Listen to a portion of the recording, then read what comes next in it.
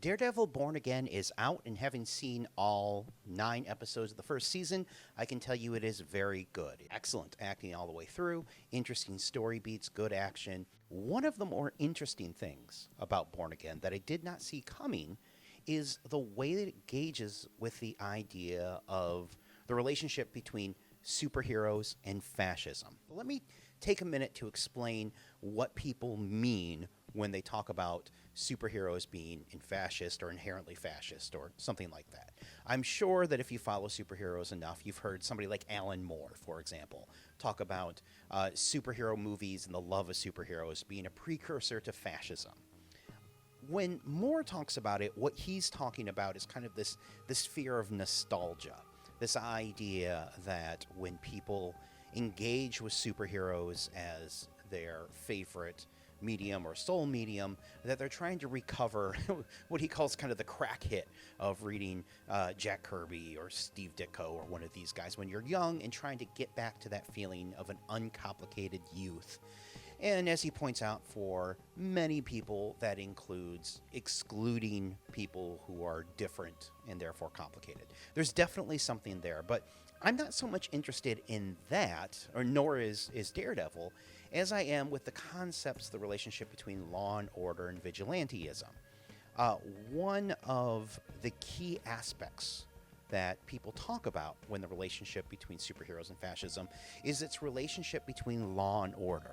And to understand that, we need to go to Carl Schmitt in his book, The Concept of the Political. Now, Schmitt was the Nazi jurist. It was his job to explain to the rest of the world why what the Nazis were doing was completely in line with Western values and Enlightenment thinking. And part of his argument hinges on this idea that the political, which is anything outside of the homestead, anything outside of the oikos, was inherently political. We're constantly deciding between the friend and the enemy. There are some people with whom you share a way of life and some people with whom you do not share a way of life.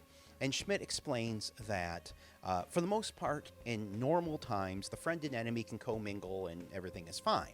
But he says that there's this constant threat of war. And when war occurs, then the state of exception is invoked. And the state of exception is the abandonment of the normal rule of law.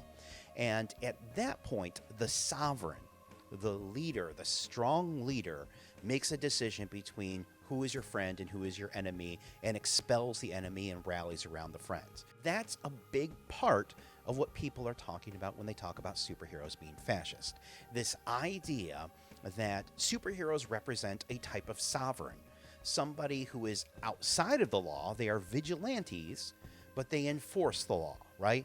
Batman dresses up like a bat and he goes about breaking the law in order to stop lawbreakers, right? And moreover, there's often this kind of fatherland sort of language around superheroes, right? Gotham City is Batman City. You know, if you watch the Arrow TV show, Green Arrow, whatever you wanted to call that version of the character, would often, before he gets a bad guy, say, "You have failed this city," right? This idea of the insiders and the outsiders, the friends and the enemy, and somebody who supersedes the law is the one that enforces the law. This is the main concern that people have when they talk about superheroes being fascist, and that's why something like The Boys is perhaps the best piece of modern satire of the modern American fascist movement among conservatives and Republicans, because it is taking that aspect of superheroes and putting it by times 100, and that's not what Daredevil Born Again is doing. Daredevil Born Again uses this plot in order to sort of interrogate whether or not superheroes have any place in a world outside of fascism. The way it does that is by engaging with its central premise. So, slight spoilers here if you haven't seen the first 2 episodes, which are out now, but at the start of the first episode, we reunite with Matt Murdock, played by Charlie Cox, with Karen Page, played by Deborah Ann Woll, and with Foggy Nelson, played by Elda Tenson. They're celebrating this night on the town when immediately they are attacked by Dex / Bullseye from Season 3 of Daredevil, played by Wilson Bethel. In the attack, he kills Foggy. We pick up then a year later, and Matt has left his Daredevil persona behind. He and Karen have had some sort of falling out, but he is otherwise fairly happy to be pursuing the law. At the same time, Wilson Fisk, the Kingpin, played by Vincent D'Onofrio, comes out of wherever he's been after Hawkeye and Echo, and he comes back and he runs for mayor of New York, and he wins, and he immediately begins making plans to outlaw vigilantes like Daredevil. Now, to be sure, there is a little bit of Trump satire happening with Fisk. There is a little bit where you see his supporters wearing all blue hats, but it's meant to invoke the red hats worn by Trump supporters. But it's not, again, this isn't The Boys. It's not trying to do one-to-one scenarios, or comparisons, rather. What it's trying to do is wrestle with this idea of the relationship between law and justice. Because Matt Murdock is a lawyer, which means that he invokes and believes in the law to a certain extent. And that's tested when dealing with Bullseye. As he says in the trial that we see in episode 2, I believe it's episode 1 or 2, there's no justice available because Foggy is still dead. And so all that they have left is punishment, right? And so the question there is, how much justice can the law give when people like Bullseye exist? At the same time, we have to wonder how much good the government can do when a guy like Wilson Fisk can become mayor. Somebody who has been outside of the law is now enforcing the law. That is an intriguing question for fascists, because part of this thing that Schmidt talks about is, again, this state of exception, this place, this period in which the law has failed, society has failed, structures have failed, and a strong person has to come in and make the decision between friend and enemy.